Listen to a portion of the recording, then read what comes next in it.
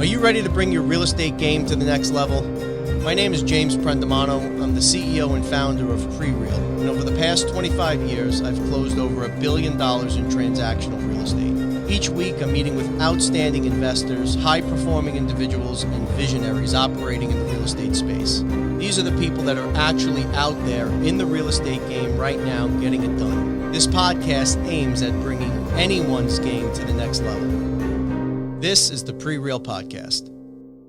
Welcome, everyone, to the PreReal Podcast. We have Jerome Myers joining us today. He's the founder and chief inspiration officer of DreamCatchers and the Myers Development Group. He's a podcaster, an instructor, a coach, and a hell of a personality.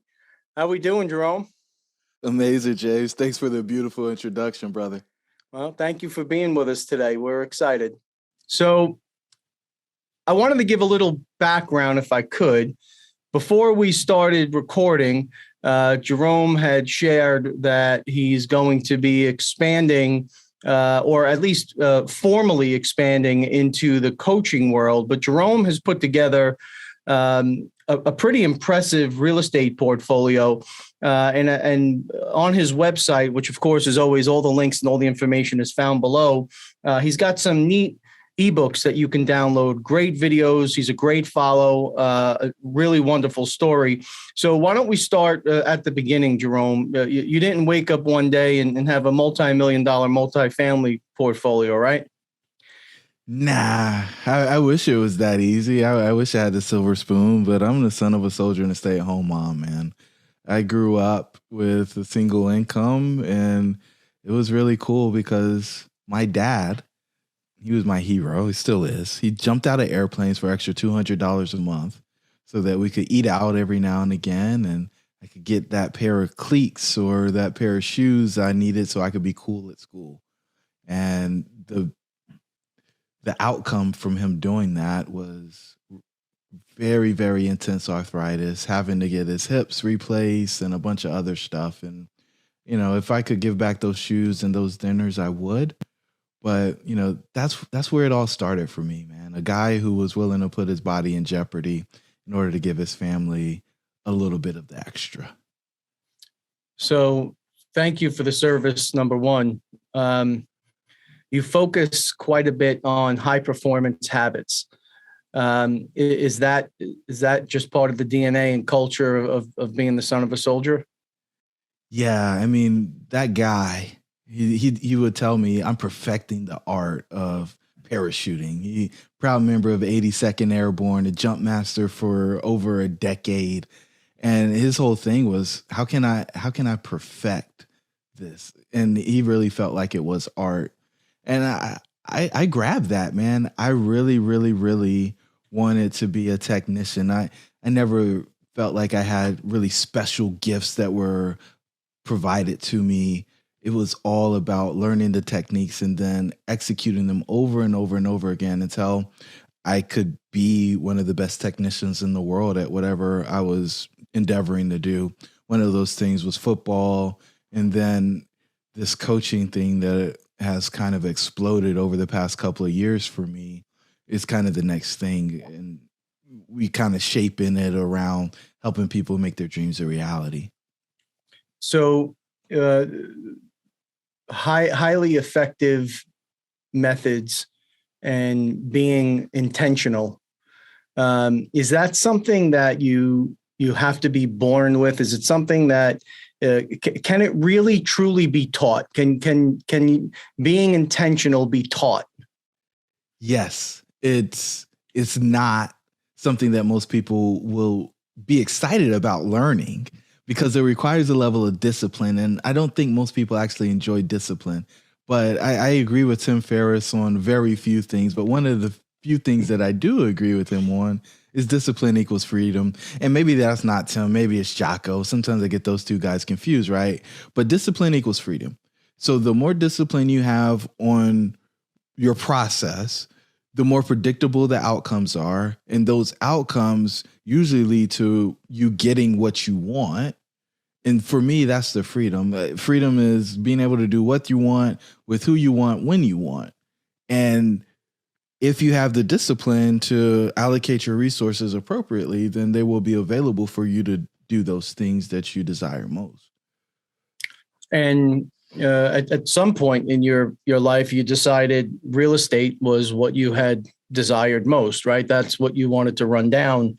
So I'm curious, absent, or maybe there was a strong influence, a real estate owner, an investor, an entrepreneur. Where did that come from?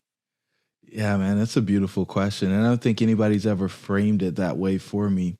So where did it come from? Me and my buddy Duran are sitting on the stoop as sophomore engineering students. And, what do you do in your free time when you're an engineering student? You do math. And so I realized I was paying $395, two roommates doing the same thing. He lived downstairs, and the exact same thing was happening in there. And so when we multiplied it out, the guy was making $700,000 a year. Top line, we never saw him. We never talked to him. How on earth was he able to do that? Because we really just wanted to make $70,000 a year. We were college students, right? $70,000 was a lot of money, but he was doing $700,000. He didn't even have to show up to work. And so somehow this guy figured out how to decouple his time, earn income in the high six figures, a number that we probably couldn't count to if we had the money in front of us. And he still had the freedom and the flexibility to do other things. So we were hooked at that point. But again, I'm the son of a soldier and a stay-at-home mom. Nobody was coming to the cookout with their multi-million-dollar portfolio, having a conversation over, the sausage and the brew about the next real estate deal they were doing. And so I was totally disconnected from where I wanted to be and where I was. And there wasn't a phone call that I could make in order to make that happen. And so I continued down the path that we're taught, get good grades so you can get a good job, and then you can work for 40 years and you get, married, and you have the luxury car and 2.5 kids and the dog. And then, you get to retire, get Social Security, and hope that you live just long enough that you don't run out of money. I decided at some point during that journey that I was hoodwinked. I was bamboozled. I wanted to do something different. So most people never have that moment. Most people go through life and they never have the aha moment. And if they do, they run from it. Right. Yeah. So two questions in here. One is, why did you not run from it? Because it's scary to come up through a system and to hit your marks in a system and then decide, oh shit, this isn't for me. Right. So where does that come from? And then two, why do you think the system is as busted as it is? Right. Like, financial literacy is not taught anywhere. It's something we become super passionate about in the company. We've got a book club here that I talk about on the podcast all the time because I absolutely love it. And they don't teach these things in school anywhere, right? So one is why didn't you run from it? And two, why is the system as busted as it is? Yeah. Let me ask two, then go to one. The system is as busted as it is because it's by design. If you don't teach people how to be financially literate, then they have to continue to be the cog in the machine because they don't actually get to a place where they earn income out of where they trade their hours for dollars. And so the world works. It's totally by design. It's not a coincidence that the majority of people don't have enough money to retire. We don't want you to retire. We want you to keep working so we can continue to profit on your time. Why would we teach you anything else? It doesn't serve the wealthy. And it's not like they are bad people, but if I can pay you $10 and the thing that you do is worth $30, well, there's some expenses involved in there, but at least $10 of that $30 is going to go in my pocket as profit. So as long as I can get you to continue to trade your time for money, I can continue to profit off of you as an asset. People don't like that, but it's true. And so why didn't I run from it? Maybe I did. Maybe I did have the golden handcuffs. Maybe I did question, is this it? Or is there more? And then I finally decided that, yeah, there is. And it's possible for me. And that's where we struggle, right? We struggle with belief that it is actually for us. It's possible for us. We look around, we don't see anybody who successfully did it. So why would we believe that we're different? And it's when you start asking those two questions, is there more? Is this it? That you truly begin to open up the possibilities that are available to you. And then the next step is doing the math, right? A lot of people brag about, oh, I make six figures, or I make $125,000 a year. I make $180,000 a year. I make $500,000 a year. But what do you spend? Because once you're able to create money that covers what you spend, where you don't have to trade your time for that money, you're free. It doesn't matter how much your salary is, because depending on how much of a high income earner you are, you don't get all of it anyway. So you don't need to replace your income. And so the number begins to shrink and shrink and shrink. But most people, again, we're programmed, well, I got to spend everything that I make or more than I make. And then I'm on credit card debt. And so before I even make the money, it's already allocated. And I don't get to decide where it goes. And I don't run my own business. So there is no equity. There is no keep going down the list of all the things. And those things prevent us from actually getting to the space and the place of truly being in control and being able to dictate what happens in our life. We always have a choice, but we're not always in control. So trading time for money, it's a catchphrase that I hear time and time again. What does trading time for money mean to you, and why is real estate investing different? Yeah. I don't know that it totally is different depending on how you participate in the real estate investing. But what I will say is that if you go somewhere and you know what your hourly rate is, and you know that if you work for X amount of hours, you multiply it by that hourly rate, that's your gross paycheck. You're trading your time for money.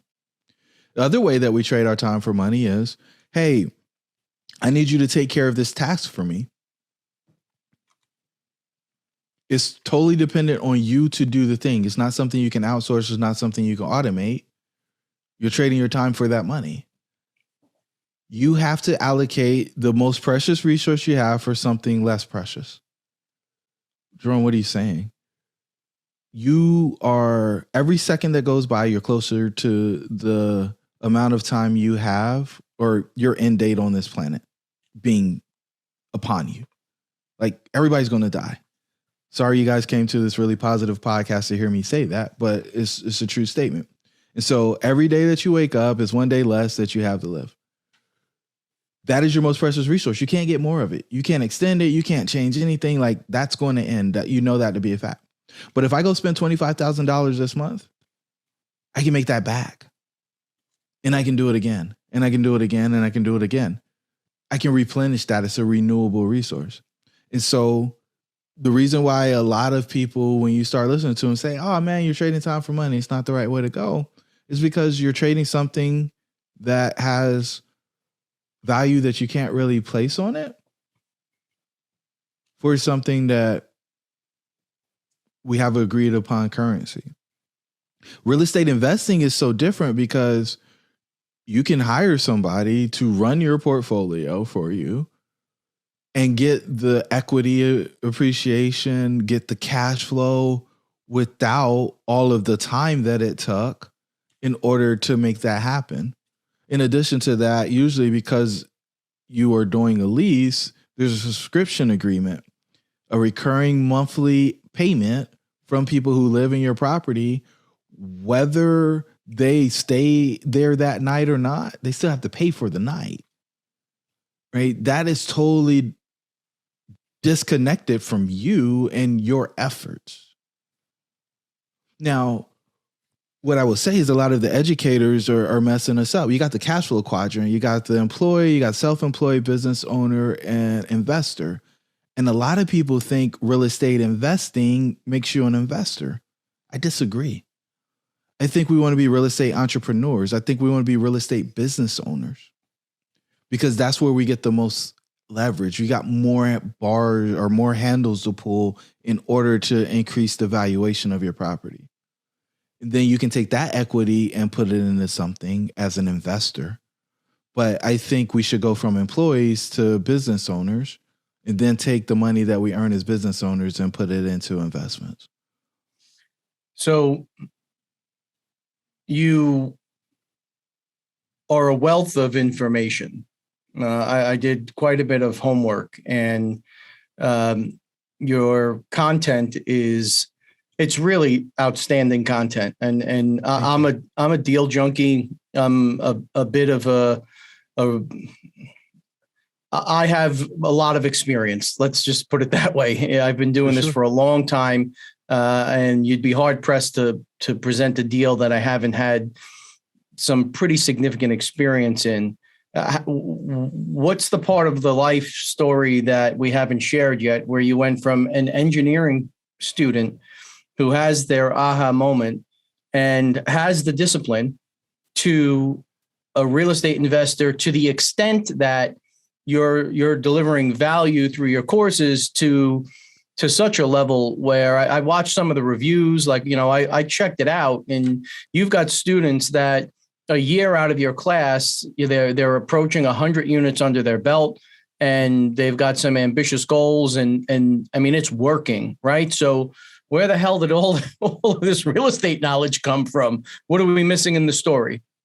Yeah, there's a lot that I try to skip over because of how painful it was, James. I mean, I went through the school of hard knocks. So my last job in corporate America, I built a $20 million division for Fortune 550. I was employee number 2 on January 13th. We had $0 in revenue. And by the end of September, we had about 175 people on my team. By the end of the year, we hit the $20 million mark. We had a 30% profit margin. And I get a call on December 24th at 4:55, and it goes something like this. Hey, Jerome, I made a decision. I know you and I have been going back and forth on this for a while, but here's the thing. We're going to lay him off. No, we're not going to lay him off. Yeah, I'm not calling to have a discussion with you. This is what we're going to do going forward. Now, you can be a part of the process if you want, or you cannot, and we can get somebody else in to do it for you. No, you don't understand. No, Jerome, half of the folks have to go. No, we just had 30%, $6 million. There's got to be a way to be able to staff these folks in another way. Jerome, I'm going to go spend the rest of the time for this year with my family. I'll talk to you in the new year. And then the 3 boops from the iPhone for anybody who's got one of those, that when you're in the middle of a really important conversation, you hope you never hear because you know the call ended. And I kind of hoped that the call dropped, but I realized that I was hung up on, right? My stomach fell. I didn't eat. I didn't sleep. It was the first time that I was asked to lay people off. And I had to come to terms with the fact that I was the guy who tried to inspire everybody to go do this big, hairy, audacious goal that even our client didn't think we could accomplish, only to come back and say, hey, you got to find another way to feed your family. And so to get through that, I promised myself I would never do it again. I blamed it on the company. They made me do this, da. And then I remember a year later, standing in front of the room a few days before Thanksgiving and saying, hey, don't spend all your money on Black Friday. I'm not sure what's going to happen. And it was at that point I realized that I lost my credibility. And I knew that I was going to leave corporate America at that point. And eventually, within 6 weeks or so, I became a corporate America dropout. And I burned the boats, James, because I realized that I had this dream on the shelf. And I went and did this thing. I did all these things to lead to the thing where I had a P&L and I thought I was in charge and in control, only to have somebody who I saw once a quarter and talk to every other week tell me that, no, this is what's going to happen in the business that you've been running on a daily basis. And it was at that point that I realized, no, I've always got a choice, even if I'm not in control. And that choice for me meant that I wasn't going to be beholden to shareholder value creation. I was going to run my own thing. The buck was going to stop with me because I figured all this stuff out to build this huge business for this company, only to get my $30,000 bonus on a $6 million profit. It just didn't make sense to me. So I exited, and I thought I was going to go buy an apartment building. And so I found a deal on LoopNet, walked down to the latest community bank and said, hey, don't you want to give me $1 million to buy this 23-unit apartment building? And he said, why would we do that, sir? And I said, well, I got an 800 credit score. I got money in the bank. He said, what else you got? I said, well, I'm a licensed engineer and I got an MBA. He said, what else you got? I said, I don't know. What else do you want? I have Six Sigma Master Black Belt. They said, we want to know that you executed a deal of similar size with the same business plan and had success. I said, I reached in my pocket and I pulled out some lint and said, I got some lint. I don't have that. I've never done that. And they looked at me and they said, well, thank you for your time, sir. You need to go find a partner who can fulfill that for you. And I said, oh, wait, so you mean to tell me I did all this stuff in corporate America and I'm still no closer to being an apartment building owner than I was when I was a sophomore in college? Whoa, I failed. So I went to the next bank because there's no way that these folks were actually telling me the truth. They just didn't like me for some reason. And so I walked into the next bank and went through the same rigmarole, and they told me the exact same thing. And I was like, okay, well, no. Third time's a charm. Third bank, no, we're not interested in lending to you. All right. So I kept doing this, right? Because I'm stubborn and I get what I want. And like you said, I'm a deal junkie. I figure out how to solve the problem to get what I want. And by the 10th bank, I realized that nobody was going to give me any money, James. I didn't have the experience, right? So I started fixing and flipping. I'm sitting on the stoop of my $90,000 rehab because I had to do it big, right? I wasn't doing apartments, so I needed to do huge rehabs. $90,000 rehab, 1920s. We did every system that you could think of, new roof, all the stuff. The guy pulls up in his white Dodge Ram. He hops out and says, hey, bud, I want to check out the finishes in your property because we're getting ready to do a house down the street. He walks in. I'm proud of myself because somebody wants to see what the work I've done after the banks told me I didn't know what I was doing. And he's like, oh, you took the wall out. Look at the granite countertop. You got the island with the sink. This is nice, man. Walk upstairs, look at the bathrooms. This tile work is immaculate. Come down the steps. He's getting ready to walk out the front door. He pauses. He looks at me. He says, hey, man, do you know anything about that building behind the Chimbo Mart? Yeah, I do. I tried to buy that 4 or 5 months ago. Oh, man. Well, I'm getting ready to make an offer on it. And I just want to know if you could tell me anything about it. You're the guy I've been looking for. You're the guy I've been looking for. Like, I literally went to the banks and they told me that I needed an experienced partner. There's no way you're making an offer if you don't have experience, right? We own a little something. No, you own apartments, right? Yeah, we do. Don't leave me out of the deal. What are you going to bring to the table? I don't know. We'll figure it out. Please don't leave me out of the deal. You're the guy I've been looking for. Yeah, I hear you, man, but what are you going to bring to the table? Dude, I don't know. All I know is you're trying to buy the deal that I wanted to buy 4 or 5 months ago. Please don't leave me out of the deal. And so he gets frustrated. He walks away after shaking his head, hops in his truck, drives off. This is a Wednesday. I'm like, all right, he's going to call me tomorrow and let me know he's got the thing under contract. Thursday came and went, nothing. Friday, all right, Friday, yeah, nothing. Weekend, all right, they just had to work it out through the weekend. Monday is my day, James. Nope, no call. And then I'm sitting on the stoop on Tuesday and I realized I didn't even get his phone number. So I couldn't call to check in with him to see how things were going or if something got jammed up or anything. So then my heart sank because I realized that I probably just missed my opportunity to do my first apartment deal. So the rest of the week goes by, of course, no phone call. And then the following Tuesday, I get a call from a guy I used to lend money to. And he says, hey, man, I got an opportunity to be a general contractor on that deal that we talked about a few months back. Oh. Amazing, man. Yeah, but here's the thing. I told them I was only comfortable being involved if you were part of the deal. Really? What do I need to do? We're meeting tomorrow at 9. What's the address? I'm there. And so the three of us locked arms, and then we brought in the broker. He rolled his commission in, brought in our property manager. The five of us take down this 23-unit apartment deal, and I'm fortunate enough to sit in the asset manager chair. As the asset manager, the Business Journal did an interview, and my name was in the paper. And of course, all of the mortgage or the loan officers are perusing the Business Journal so they can see who's doing deals. And my phone starts ringing, and they want to know, hey, what else you got in the pipeline? I didn't even know what a pipeline was, James. Do you want to meet so we can talk about our products? Banks have products? Yeah, of course, sure, why not? And I was able to create some relationships, and I left Richmond, Virginia, came to Greensboro, North Carolina, started buying here. And then my buddy James Bryant says, hey, man, we're using the Myers methods. It's like, James, what are you talking about? And he's a marketing genius. He comes up with the catchiest stuff. It was like, you're using the Myers methods to buy these deals. James, what are you talking about? He said, well, we find, we fund, we fix, and we flip deals. Find, fund, fix, flip. That's kind of catchy. What? Well, when you find a deal, you go through all the lead generation stuff, and that's over when you get it under contract. Okay, so what's next? Well, you fund it. So you put your team together, you get your property manager, you get the contractors, you get all the money that's going to go into the deal on the at-risk portion, you get your bank, and then you close it. Okay, so what happens when you fix it? Well, after you close, you got to actually execute the business plan that you put together during the funded phase. And then once you get your net operating income where you want it to be, you either refinance or you sell it. Find, fund, fix, flip. Dude, you're a genius.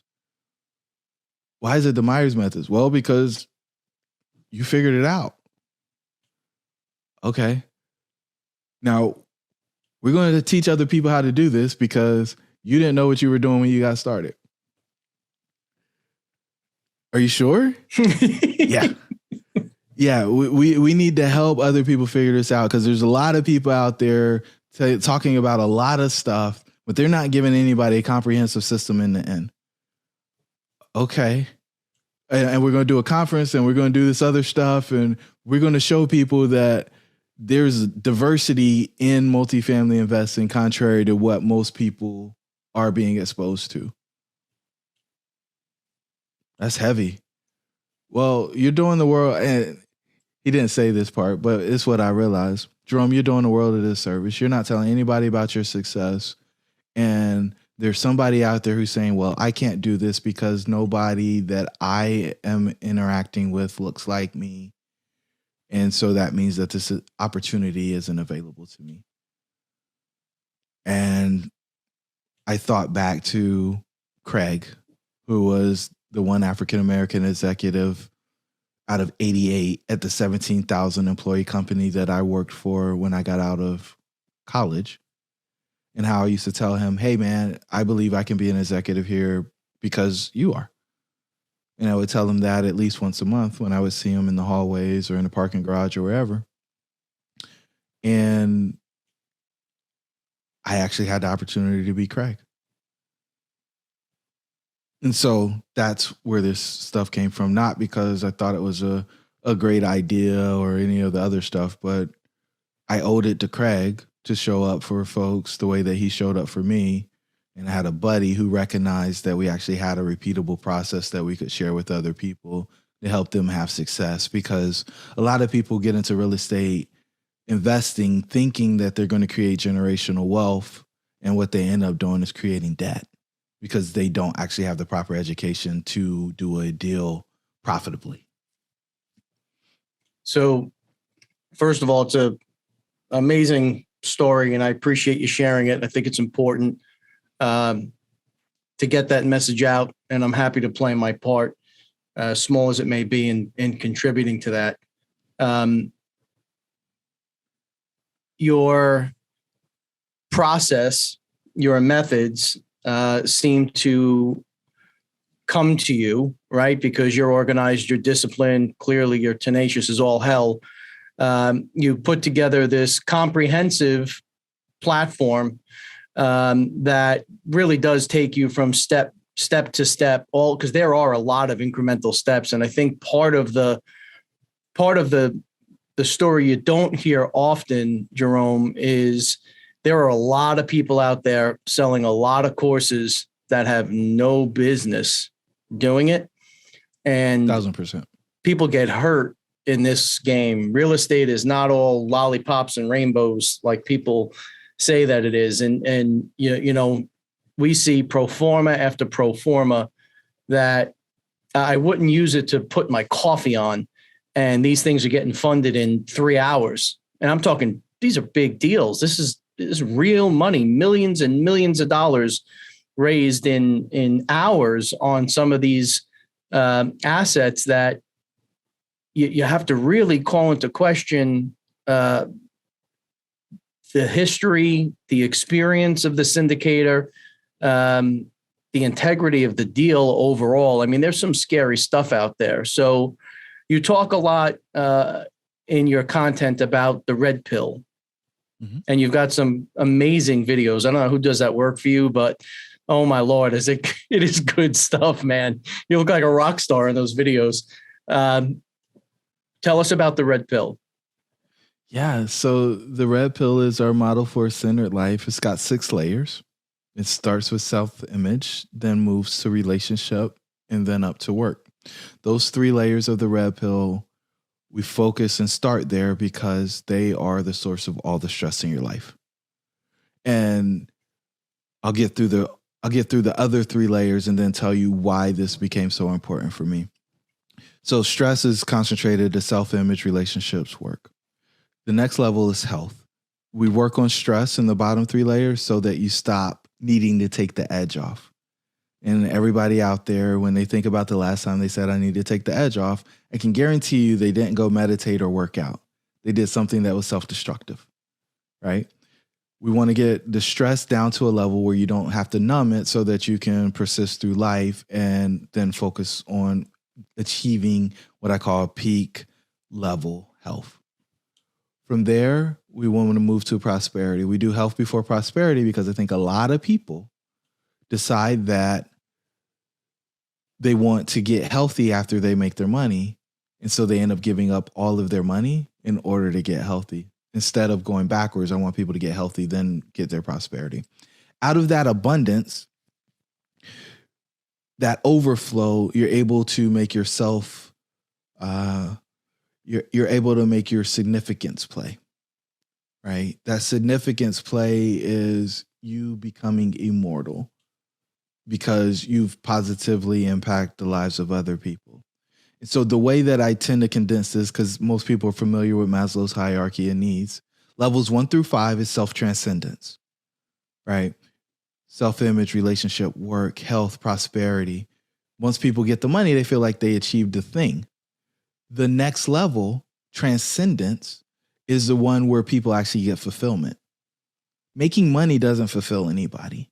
Being able to impact the lives of other people, being significant, being remembered, being valued, that's where all the fulfillment, that's where the true essence of life actually happens.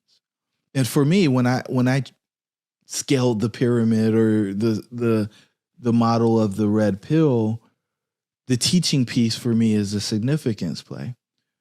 The conferences is a significance play. It's my opportunity to positively impact the lives of other people. Me being with you today is my significance play.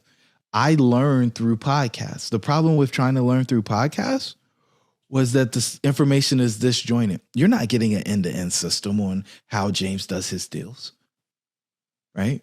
You might get a piece here, a piece there, and you're trying to piece it together, and then you're unconsciously incompetent.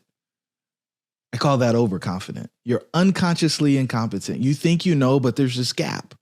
And then you fall in the hole, that gap, and you have no idea why you weren't able to go from step A to step C, or maybe we'll call it D, and C was missing.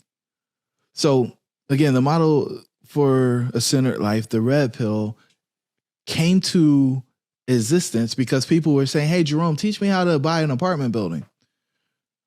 I'm like, okay, so you want to add hundreds of thousands or millions of dollars of debt to your life. Are you ready for that? Yeah, of course. Well, is your self-image in a place where you hold yourself accountable and you keep promises to yourself? Because if it's not, when we have this pressure, you're going to be in trouble because there's going to be something that doesn't go right. And are you going to doubt yourself or are you going to believe in yourself as somebody who can fight through it? Oh, well, yeah, we got all that. Okay, so your relationships. Do you have any mutually beneficial relationships, or is everybody coming to take things from you? You're just source because you're an apex performer, you're a top performer. Because if so, if only people come to take from you, guess what? You're going to be empty. And there's nobody pouring in that cup. And when you're empty, you do desperate things to fill your cup. So we need to reframe those relationships if you aren't ready for it. Okay, well, I got that. All my relationships with each benefit. Okay, well, fine. Let's go to the next one. So you got a job, right? How are you earning that income? Do you have to put a mask on to go into work, or are you actually walking in your morals and values? Because it's really exhausting to go to work every day having to put a mask on and pretend to be somebody else. Oh, well, I got all that. I'm walking in my morals and values. Are you sure? Like, is your responsibility increasing? Is your influence growing? Because if not, then you aren't actually walking in your morals and values. Yeah, got it. Okay, let's go to the next level, your health.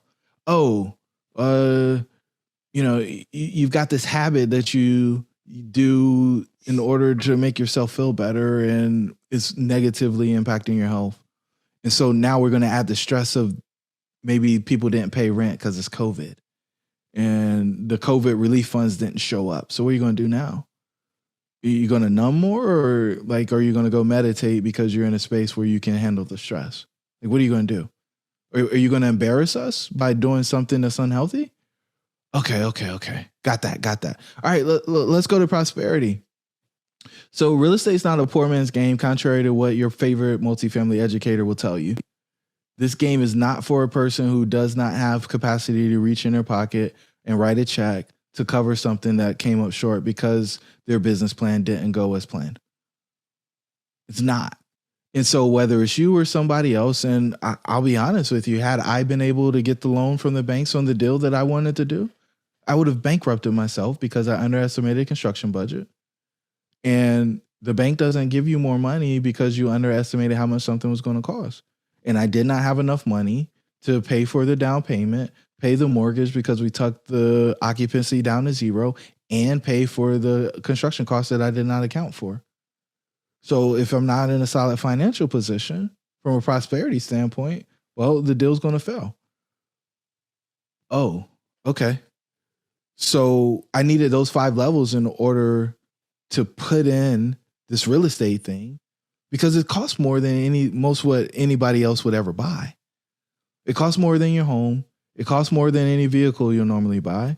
And so that pressure will crush those other things if you're not careful. And I just realized time after time after time that people were not actually ready for the weight of what they were getting ready to do.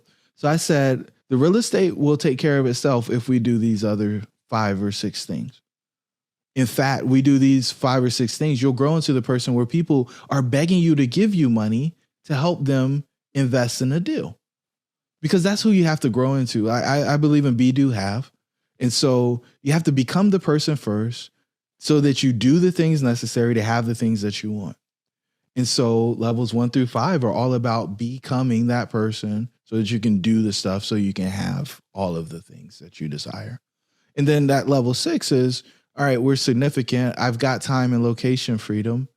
What do I want to do? Who do I want to invest in? How do I want to share what I've been so fortunate to accumulate? So many people skip the whole damn pyramid and race right to the investing part.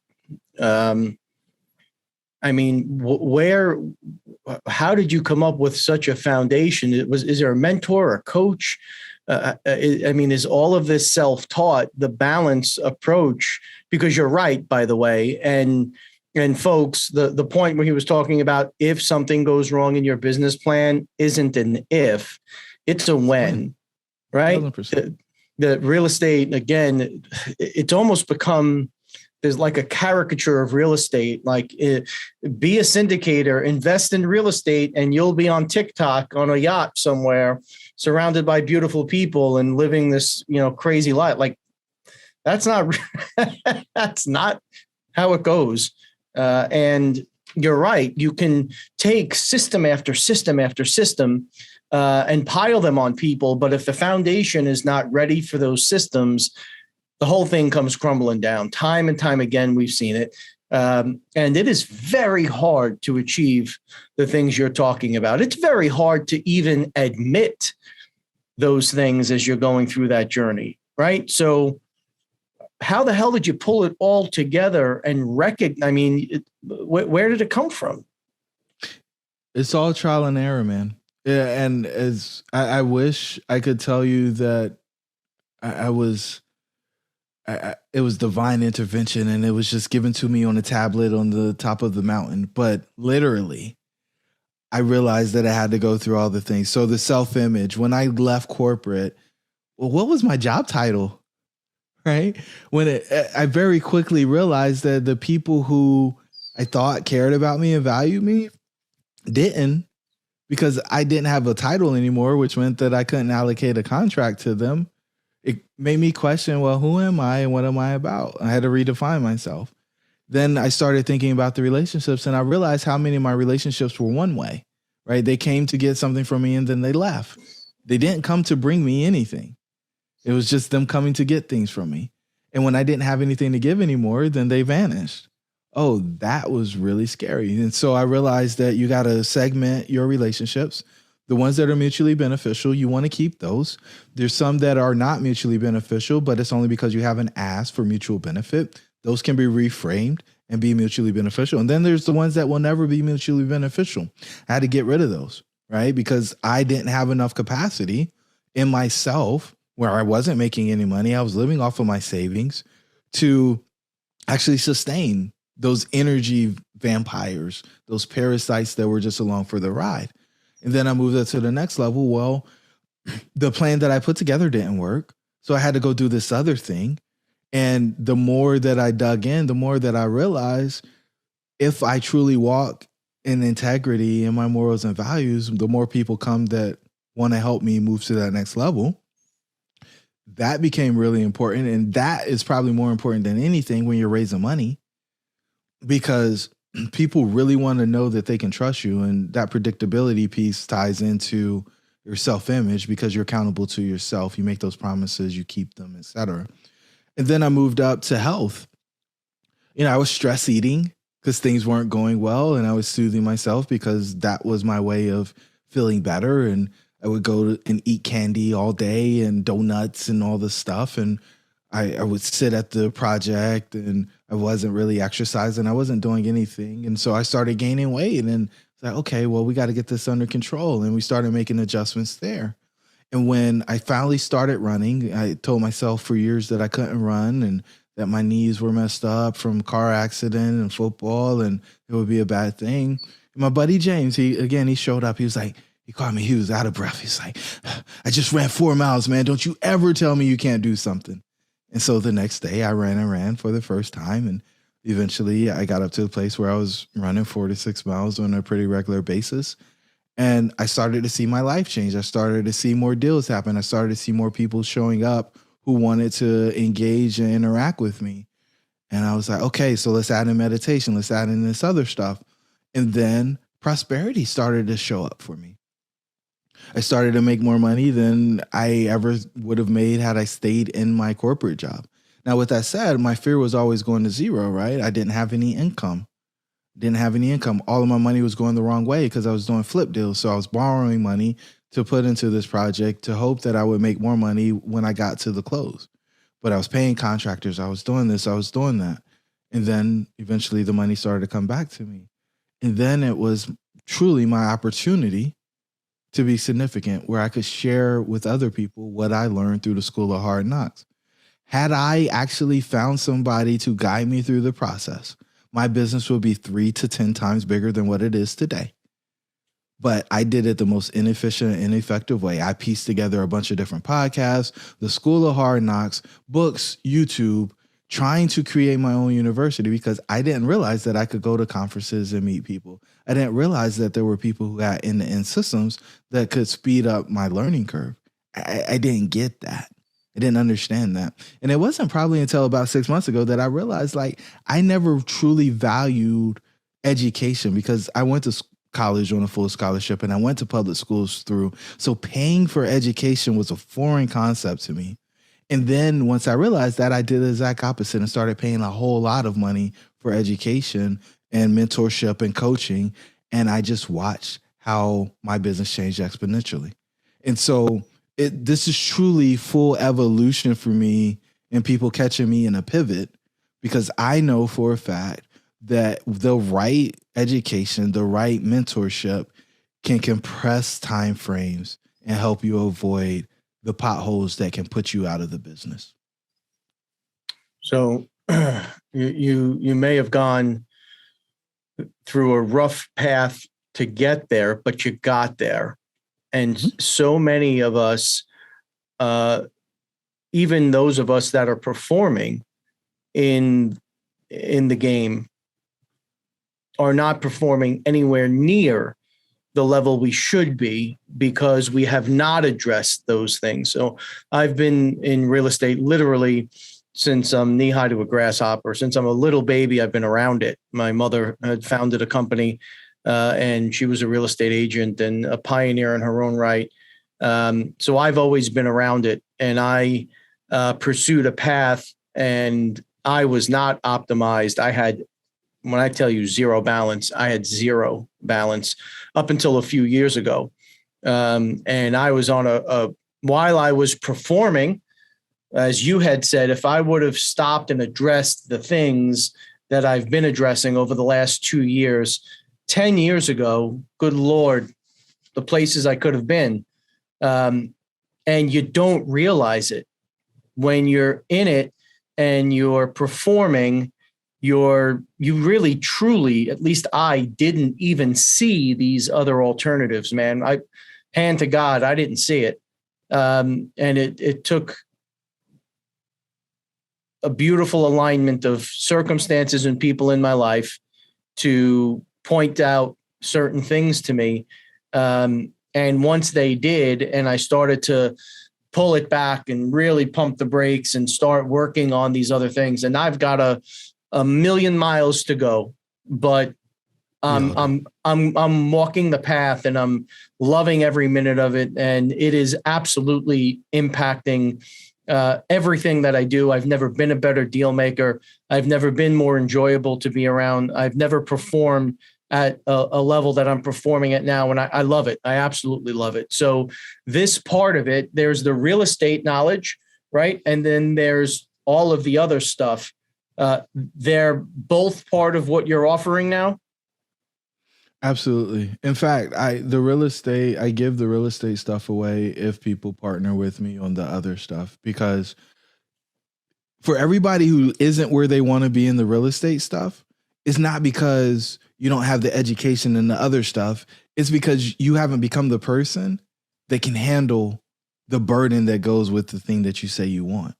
You've got to grow into that person. So if I can get you to align with me to grow into that person, me giving you the real estate knowledge, I'm okay with that. Because I can teach you that very quickly. It's a repeatable process. Everybody's journey to become who they're supposed to be, it's customized, it's individualized. And connecting those dots is the wizardry. It's the alchemy that I'm uniquely gifted with. Early on, I said I didn't have any gifts. This truly is my gift. It's the ability to help people connect the dots so they can get the thing. I really appreciate you sharing some of this with us today. Love the journey that you're on. I love the content. I love what you're doing. It is so absolutely critical. I encourage people to really take time and take stock of where you are and who you are. And as Jerome had said, if you're on the other end and people are continuing to take from you, or if you're a taker, and you're not depositing as well, right? Because there's a lot of us out there doing a lot of things. I really encourage you to take the time to explore it. It has profoundly changed my life. As I said, I have a long way to go, but I'm very proud of the work that I've done and my team has done over the last 2 years. Jerome, what's the best way for folks to find you? How do people reach out? Yeah, the best way is jeromemyers.co. Depending on when folks hear this, they may get a different experience, but regardless of what experience they get, they'll be able to find all kinds of goodies there. We give all kinds of content away because we just want to serve people, even if it's not in some formal, deep engagement. Well, Jerome Myers, everybody. Jerome, thanks so much for taking the time today. James, grateful for the opportunity to share with you and your audience. Blessed to have you on. As always, everybody out there, please stay safe.